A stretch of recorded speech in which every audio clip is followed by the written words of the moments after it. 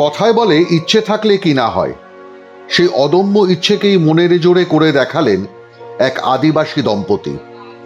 Cycle নিয়েই পাড়ি দিলেন প্রায় 18,000 কিলোমিটারের বেশি পথ, ঘুরলেন গোটা দেশ। নির্দিষ্ট বার্তা নিয়েই তারা পাড়ি দিয়েছিলেন আসানসোল থেকে, আবার সেখানেই ফিরলেন তারা। হাজব্যান্ডের সাথে পুরো ভারত ভ্রমণ করলাম। এমনি কিছু ভয় লাগেনি। প্রথম যখন বেরোয় তখন একটু মনে হলো কি অন্য স্টেটে যাচ্ছি, জানি না কেমন সে জায়গা হবে।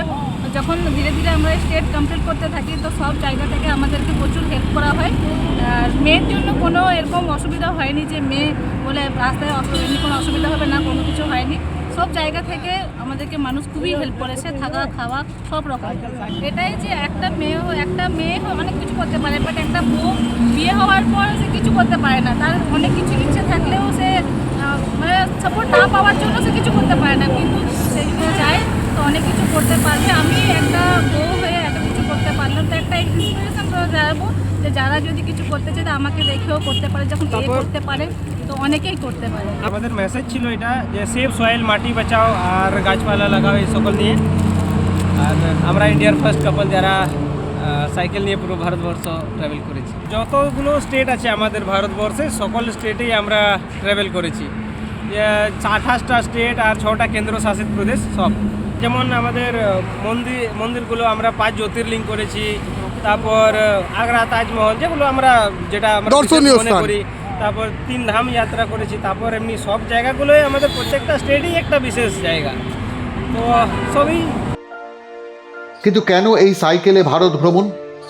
আদিবাসী দম্পতি বলছেন মাটির কথা, পরিবেশ সংরক্ষণের কথা। এই ভাবনা যে কতটা ভাবাচ্ছে তাঁদের তা বোঝা গেল তাঁদেরই কথায়। তারা জোর দেন মাটি সংরক্ষণে, জোর দেন বৃক্ষরোপণে। হ্যাঁ, মাটি বাঁচাও নিয়ে আমরা সব জায়গায় বার্তা দিয়েছি। আর এমনি রিপোর্টার্সের মাধ্যমে তো অনেক গাছপালা মাটি শুধু আদিবাসীর নয়, সব মানুষেরাই। যদি গাছ না থাকে তো মানুষ বাঁচবেই না, তো কি আদিবাসী আর কি অন্য সমাজ।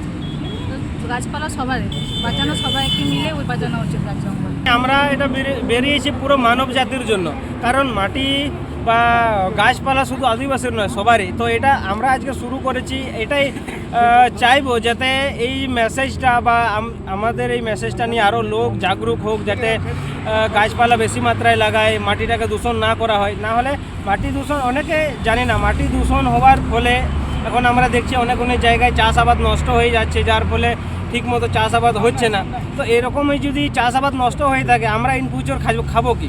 মাটিটাকে যাতে দূষিত না করা হয়। আর এখন যেরকম হারে গ্লোবাল ওয়ার্মিং বাড়ছে, সেটার জন্য বেশি মাত্রা করে গাছপালা লাগানো হয়, ওটাই। বেশি ফসল পাওয়ার আশায় বেশিরভাগ জমিতেই এখন ব্যবহার করা হয় রাসায়নিক সার। সেই সার যেমন মাটির উর্বরতা নষ্ট করে, তেমনি ফসলেও ভরে দেয় বিষ। তাই জৈব সারের পক্ষে সওয়াল করেন এই দম্পতি। রানীগঞ্জের প্রত্যন্ত প্রান্ত থেকেই এই বার্তা তারা ছড়িয়ে দিতে চান গোটা দেশে। মানবজাতির স্বার্থেই তারা তুলে ধরেন তাদের মনের জোর, ইচ্ছে শক্তির জোর, কারণ তারাই এই গোটা ভারতের আদি বাসিন্দা।